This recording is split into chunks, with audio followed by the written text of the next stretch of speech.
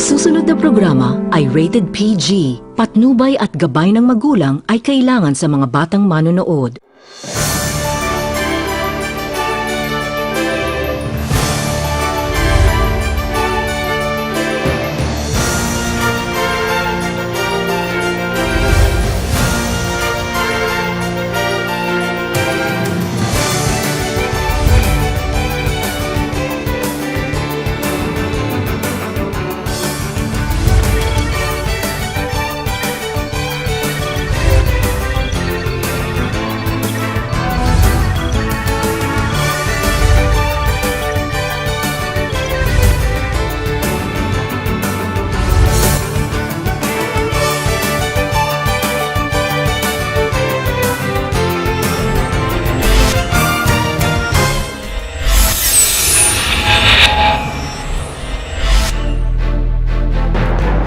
Sok Sargen Maing Gabi, kini ang Cross Talk.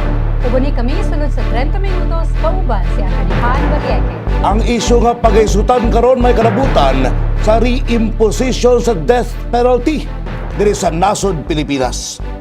Given kining worsening drug problem sa tong nasod o kining high incidence sa heinous and other high crimes, angay bang ibalik na karon sa gobyerno sa Pilipinas ang death penalty? I would like to say nga dili dapat ibalik ang kining death penalty gumikan kay wa pa mangyoy ginaingon nga pamatuod nga nahimog yung effective deterrence sa heinous crimes kining death penalty. Kay always mangyo ang unang pangutana kung isutan nato ang death penalty kining ginaingon nga whether or not effective ba rin siya sa pagdeter nining maong nga mga mangilig nga krimen.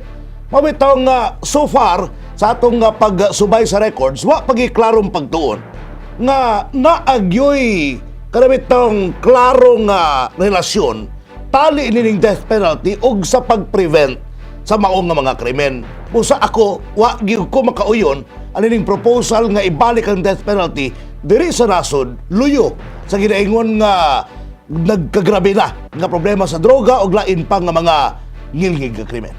Ako naman, attorney, is supportive.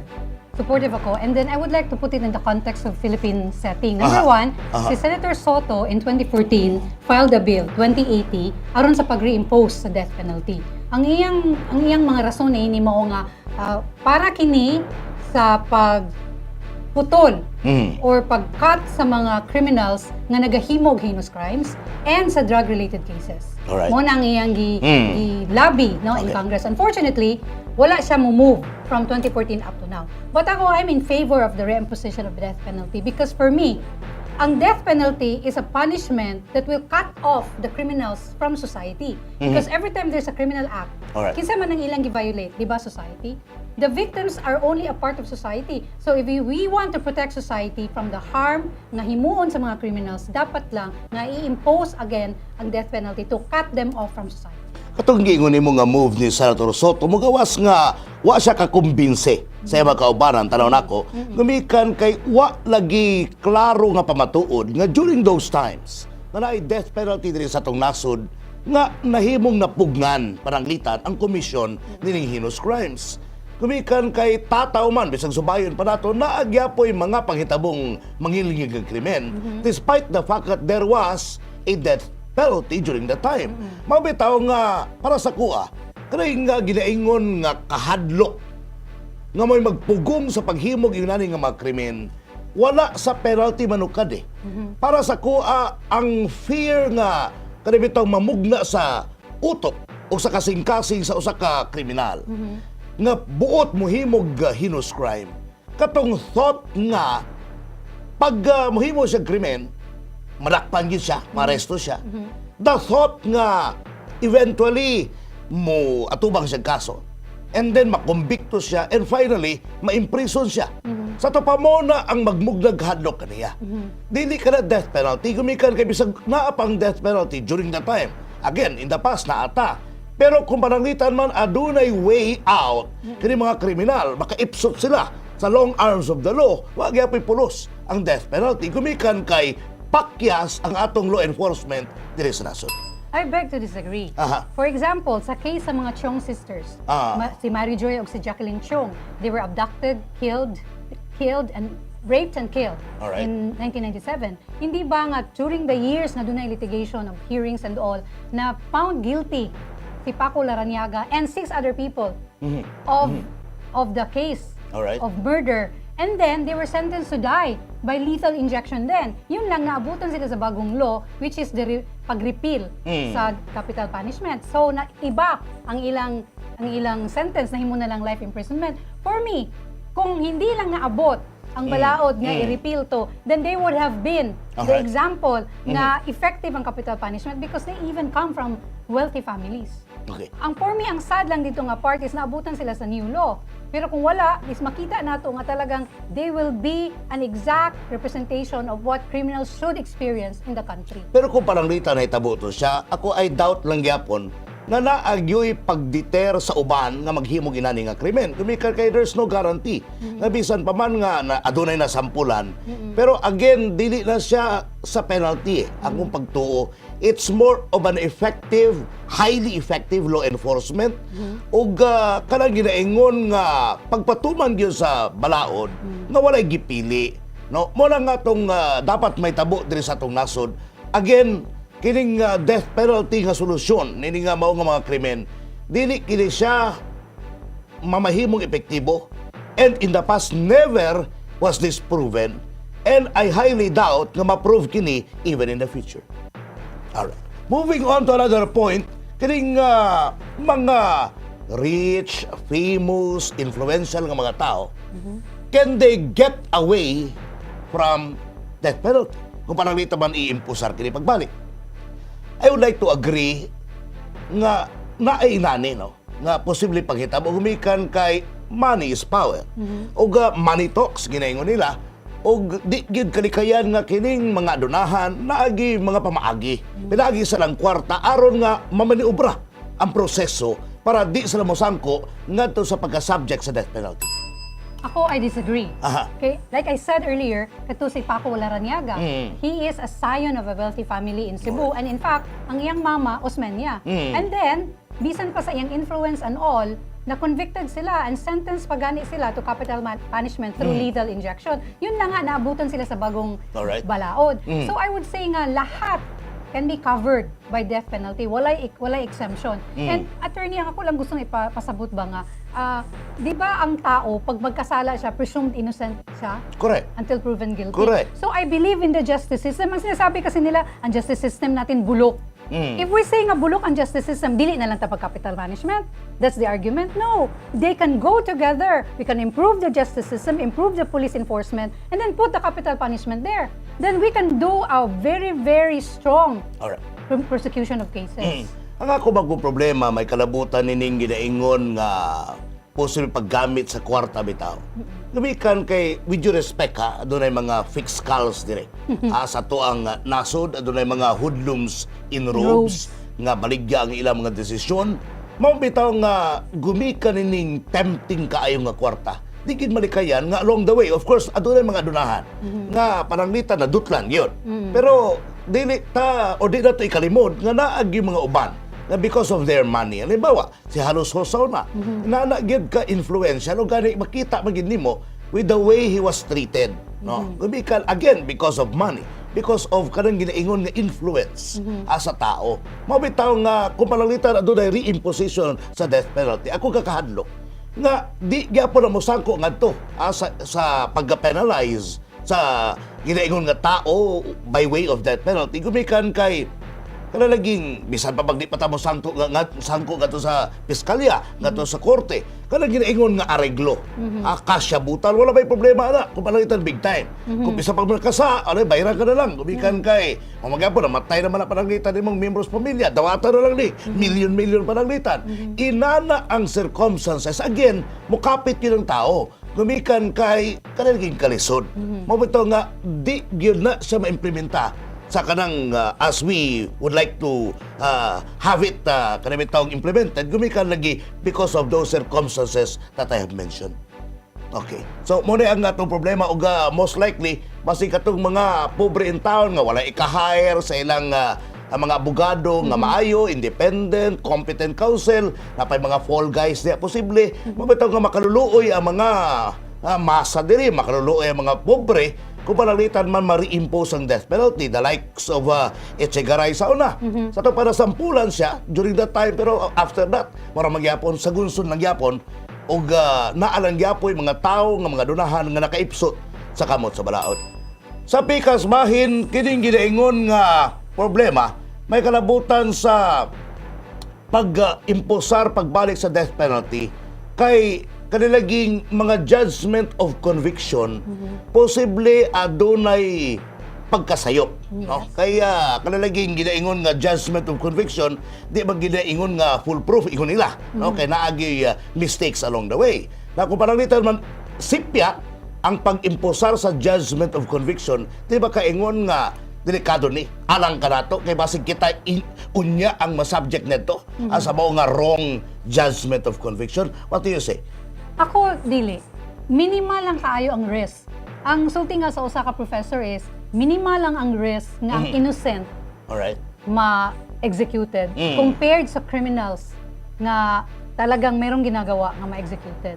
So, the risk nga dunay innocent ma-convicted is very minimal and acceptable compared to a hardened criminal ma-convict. I would say that because, di ba, una sa lahat, yung sinabi ko sa'yo, di ba, ang sulti nila nga ang balaod, presumed innocent and then proven guilty.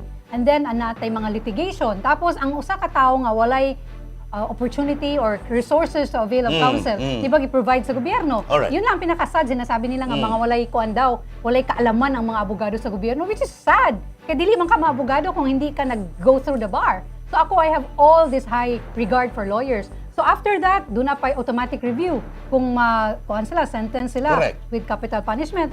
So daghan kaayong proseso nga doon ay safeguards nga ma-ensure nga ang innocent ma-protected. So ako, attorney, ako naniwala gyud nga kinahanglan ibalik gyud ang capital punishment. Like you said, si Halos Host noon, mo man na ang sad part nato kay ang atong mga penitentiary, doon na may mga ginahimo diha, doon na pagani recording diha of their music inside the Bilibid. Doon ay mga gipanghimo diha nga tolerated by officials ng ating prison cells. Pero kinahanglan sila ang managot. Dili managot ang sistema sa criminal justice system because of these people who are not doing their jobs. You should be sisantihon sila Alright. because gitolerate nila that. But ang akong punto is kinahanglan ibalik ang capital punishment so that you can ensure that our society ma-freed siya from harm and danger. Alright.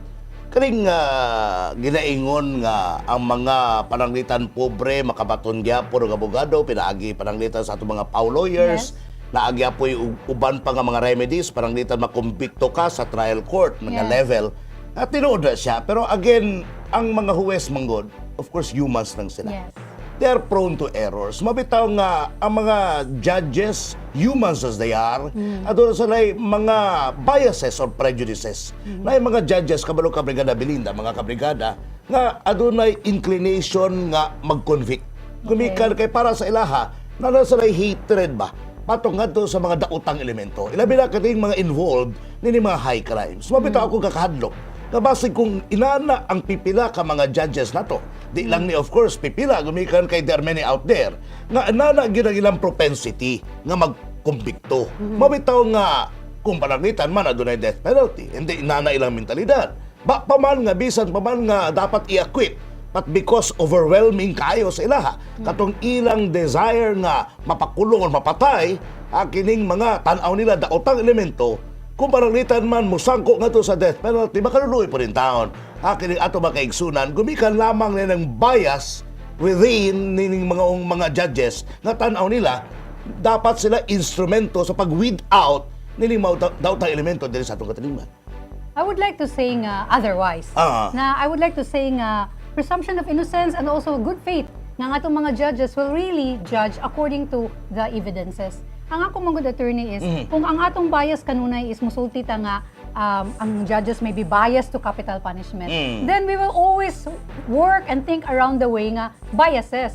So bias for this, bias for that. We can never come up with the right approach sa criminals in society if we always allow ourselves to be convinced sa biases. So, kung lang ta, stick to the straight path na kung kini dapat, because we want to weed out the criminals of society, kinahanglan mo putag capital punishment so that society is better because government is mandated to protect its citizens, di ba?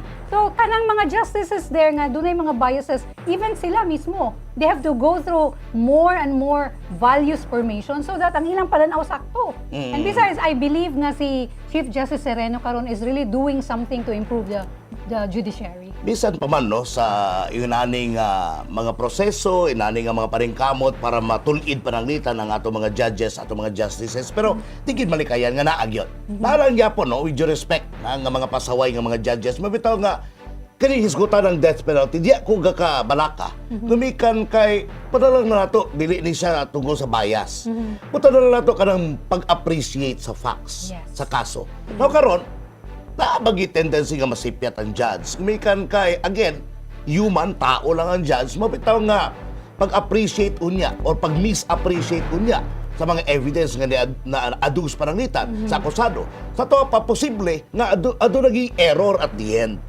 Ug ang error, take note, kinabuhi ang nakataya diri. Gumika kay death penalty lagi. Now karon, again ang question diri, ato bang ibutang sa kamot sa kahuwes ang pagdesidir sa kinabuhi sa usa ka tawo? Na inigsipyat, patay ang tao. Muna ako, di ko gusto nga mabutang kita sa inana nga sitwasyon. Very, very delicate. Ug ako, dili na ako gusto isugal. Gumikan kay this may not involve one life only. Basig ubay-ubay nga kinabuhi. Ang maingon ani, gumika sa sipyat sa huwes. Take note. Again, human ang judge. Remember this. Og dili foolproof kining ginaingon nato nga justice system, daghan kay mga sipyat along the way. Mabitaw nga again because of katong ginaingon nato nga di mao nga mga values, whether we like it or not, kini po nga mga biktima pananglitan, mga agrabyado nga pamilya, di po ta makaingon nga walay money involved pananglitan kay para masiguro gyud nila nga ma-subject sa death penalty. Katong mipatay pananglitan sa miyembro sa pamilya. Sa to pa, all of those factors would play a part sa pag-agi sa proseso nga mosangko ngadto sa death penalty. Ako wa gyud ko makauyon because of that kind of reasoning, Brigada Belinda. Attorney Khan, ang sultis also sa mga research nga akong gibasa, a judge is a representation of government. And it is the function and duty of government to protect its citizens. Therefore, kay judge representation of government and government must protect its citizens, kinahanglan gyud nga he has to come up with a sentence or conviction. So ako nagtuog gyud nga dapat ang judge nga iyang function o iyang duty nga mo render a decision, he has to render the wise decision. And for me, if it's a hardened criminal, dapat good siya nga i-weed out sa society. Capital punishment should really be brought back. Ang akong sumpay diya nga storya, kung pananglitan man, nga doon naging masampulan, gumikan kay weed out man ka nato. Pero dili ka ingon nga walay katapusan pananglitan ni nga pagpatay. Gumikan kay pagpananglitan na kay napatay nga hardened criminal. There will always be nga mga uban pang hardened criminals. Gumikan of course again societal factors. Yes. And then again katong sipyat lagi sa huwes, di gid lagi tumalikayan. Okay lang manang masipyat. Okay lang manang nga atong i-understand nga mo na trabaho sa judge. Pero again kumupasok ang kamalian and then kinabuhi ang nakataya. Dili ta pwede mo sugal diha Okay lang man na masipyat ang judge karon nga without death penalty. Gumikan kay mapatay, mapreso raman. Muna nga, kung maulang na, okay ra, kumasipya. Ang ako adiring dili kagustuhan, kanang ginaingon nga, adunay kinabuhi nga masakripisyo unya. Bisan pa magdili, angay pat yun ang tao mapatay, gumika sa sipyat sa tao, sipyat sa huwes. Muna nga, again, I would like to insist, nga kini nga mao nga isgutanan, kaning pagpabalik sa death penalty, given the argument nga susceptible sa error or mistake, ang judgment of conviction sa usa ka huwes. Mo ning di gid ko musugal, bahala na. Kay may na lang na kumasipyat. Mo na ginaingon lagi dito kumasipyat pananglitan ang wa makumbikto sa huwes. Kanang ginaingon nga dapat ikumbikto marang-arang na gumikan kay pwede ang justice di ba in some other ways nga maangkon. Pero kung pananglitan man nga nasipyat ang huwes, gumikan kay dapat wa niya gikumbikto and then gikumbikto niya and then napatay because of death penalty, makatugod ka ta nga mo na may tabo. Following the thought, then judges should appreciate facts and evidences because if ang atong kahadlok ang risk lang nga maka-convict sila innocent, which for me is more acceptable ang kanyang pagka very minimal nga risk and rare nga risk compared sa magparelista og hardened criminal. for me, mas maayo pa nga doon natay very minimal risk of executing an innocent innocent nga tao compared sa mag-release og hardened criminal. Alright. And following the thought also nga kinahanglan ang greater risk is on the judges. Nga daduna sila pag-appreciate sa what happened during the case facts, Correct. appreciation of what the both panels present during the hearing. Pero para pa rin sa ako, attorney, kinahanglan nga duna pa rin pagtutok o paghatag og value sa death penalty, because for me, it's really the responsibility sa atong gobyerno to protect its citizens. Easier said than done. Gumikan kay, again, it's a very tall order. Yes. O karon pa lamang gani, again, with due respect sa atong mga judges, ato rin mga judges nga di pud kamao. Pero gaba lang po. Amon, bisa ka mga simple ang gani nga palangitan pag-rule. Halimbawa, adunay presentation sa kaning witness, and then adunay objection, di ba mga di kamao.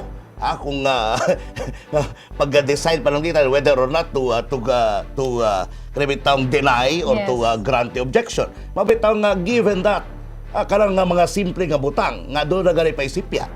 With the more reason nga di kita pwede mo sugal mga kabrigada pasaylo ako ninyo. Ni anang ginaingon nga pagtaya nato sa kinabuhi sa tao. Ang atong iagi sa proseso nga posible adunay mga sipyat along the way. And then ang tumoy again sa ako nang gikaingon ang posibleng pagbawi sa kinabuhi. One last talking point with respect to this mga kabrigada, Brigada Belinda, kining ginaingon nga pag iimposar ba nato ang death penalty, di ba kaingon nga atong ginahikawan og tsansa nga mareporma ang usa ka tawo nga nakasaha, na kumbikto pananglitan. How about his chance to reform? Kung pananglitan, patyo na nato siya, usa pa ba'y chance niya nga mareporma siya? What do you say? Ang hardened criminal, hindi lang ang kanyang mga victims ang kanyang gi-hurt, gi-harm, dili lang ang mga victims ang kanyang gipasakitan, dili lang ang family sa innocent victim ang masakit, kundi he brutalized society. Alright. So because he brutalized society and he harmed society, then he should be responsible for his actions. Di ba? Accountable siya sa society. Sa pa imong ginaingon, gumikan kay daghan siya nasagasaan, daghan siya na agrabyado, angay lang siya patyon. Angay gyud siyang i-weed out sa society, angay gyud siyang hatagan sa capital punishment. Tungod kaya hindi lang niya gi-brutalized ang victims, kundi ang society itself. Ay iyang gidustorbo ang order sa society. Dili ta mo sugot niya na. Nganong wala man tag hardened criminals nga mo disturb sa atong peace and quiet. We are living here peacefully, and then these hardened criminals come here, naghimo-heinous crimes, drug-related crimes, and then we allow them to live.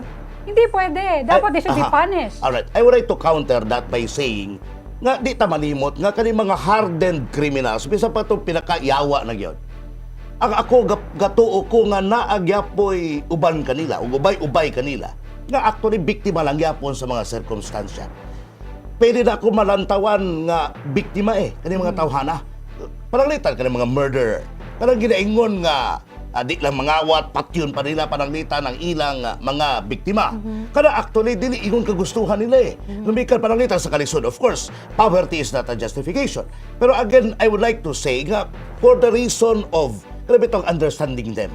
Pwede nato sila tanawon as victims of societal factors or circumstances. Mabitaw, kung pananglitan inana ang atong line of argument.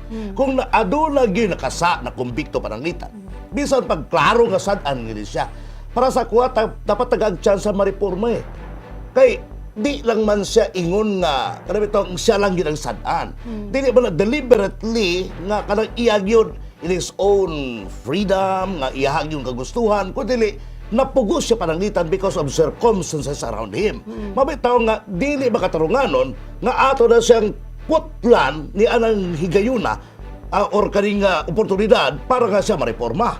Kinahanglan nga di mo siya patyon kay halimbawa nasa sa prison, cell. Eventually, kung nasa good behavior dito, marilis siya prior to his kaning full term sa sentence. Sa tuwa pa, mamahimong makabaton siya chance and then makarealize siya, uy, tama na sipyat ko sa una. Karon mamahimo na kumbutan, lo abiding na ko, kay di na ako gusto makabalik sa prisuhan. Mauna ang akong gusto may tabo. Because after all, kaning atong justice system dili dapat kaning bingatibo Although of course katong mga agrabyadong mga pamilya ang inyong panglantaw lahi gyud nabaw napatyan mo natural dapat mabatay po siya pero dili ba gud pwede inana nga atong mentalidad otherwise inana atong mentalidad atong ginaingon nga daw kita nang Ginoo ba nga to ino wala na humana ka gumika kay resipyat ka. Ngano day ang tao masipyat mo gina tao. Sa to pag resipyat ng tao, hardened criminal for example, di na nato day tagang tsansa. Asa na ba fairness niya? Di ba? So mo lang akong ginaingon nga dapat unta nga naay dili pagputol ani anang opportunity para makareforma. And who are we to judge anyway? Diba? Kay mga humans lang ta, kita mismo panalitan, sipyat magyapon ta. Pero di lang ingon sa punto nga inanagid ka grabe, nga nakababulabog ta sa sosyudad. Pero again, tao lang ta, masipyat din ang tao, o hiraot pa unta. Kadaghan na magiging nakita po nato Brigada Belinda, nga nausab bitaw, nausab sila luyo sa ilang past, kanibitaw, dark past rather, mabitaw nga, dapat lang po, no, muiral ka to inato nga sitwasyon, o kana nga sitwasyon di may tabo ko adunay death penalty. Muta nga susintaw no. Kani nga mao guys ko tanon Brigada Belinda bisan usaon pa nato very delicate issue. Yes. And then hinaot pa unta nga naagyoy pag-ayo sa atong gobyerno. Pero again, kani mga panghitabo karon worsening drug problem, Yes. other high crimes, grabe gyud man yun. Yes. Grabe na yun, no? Og mabitaw nga nahisgutan pagbalik kining maong posible pag-reimpose sa death penalty. Ang ako alang diri, nga tun-an kini pag-ayo katong ato mga argumento Yes. Brigada Belinda, dapat i-consider kato siya. Pero again, as of this time, wa pa ko makumbinse sa pag-usab sa akong baruganan nga kini laging dapat nga dili i-reimpose no, kining death penalty. On that note, Unless siguro nga aduna pa ilain pa nga mga impormasyon later on kung naagi clear evidence no, clear case kaning study nga mag-ingon nga deterrent yun kaning death penalty sa heinous crimes. Aya pa mananglitan. on that note, Attorney Khan, ang gisulti man gud nimo is kung usa ka tawo ato siyang i-relate nga ang fairness ihatag na to niya for reform. What about pag commit niya sa crime? Where is fairness to the family of the aggrieved, of the innocent victims? So ang fairness will be given him, pero ang iyang gipatay o ang mga grieving family, where's the fairness there? So I'm just saying na if there's only one person nga atong i-try to reform given the circumstances, and then we forget that society is brutalized, that society is wantonly disrespected, and families are grieving, where is fairness there? Pwede ba pananglitan man, wala ba ta mag-ingon nga limtan na lang to? Yes. Pero pwede ba to siya ingon pananglitan nga mabayaran niya in some other ways? O gani kaning guilt feeling, no? Pananglitan na preso ka na. Sa to pa, dili ba ginamawa sa iya, ha? So, dili ingon nga nalimtan na lang na. Of course, it's unfair nga ato ng limtan. Pero ako amang god, kaning usa ka sipyat pananglitan sa kinabuhi sa tao, dapat dili maghikaw kaniya forever sa kahigayunan nga mausab siya. After all, pagbayaran na niya pinakatuig pananglitan nga na-imprison siya. Dili pa ba na enough pananglitan? Pinakatuig katong mga productive years sa tao, nahikaw sa iya gumika kay tuwa sa prisuhan. Di pa ba kaingon nga enough ka na nga bawi gumika sa mga saha ngayang nabuhat ngadto sa sosyudad? Siguro tama na na. Pinaka mga tuig pananglitan nga pagkatinir no sa prisuhan para nga makarealize siya after all na sipyat siya, and then a new life for him, and of course with the thought nga dapat this time mamahimo na siyang law abiding. On that note, humana ang atong lain pang edisyon sa Cross Talk. Mao kana ang kinatibukan dinhi sa Cross Talk karong gabi una, mga halandong diskusyon nga angay mahibaluan sa publiko among hisgutan. Mga isyu may kalabutan sa sosyudad ug sa matag individual. Matag Sabado, dinhi lamang sa Bigaran News TV ug kini ang Cross Talk.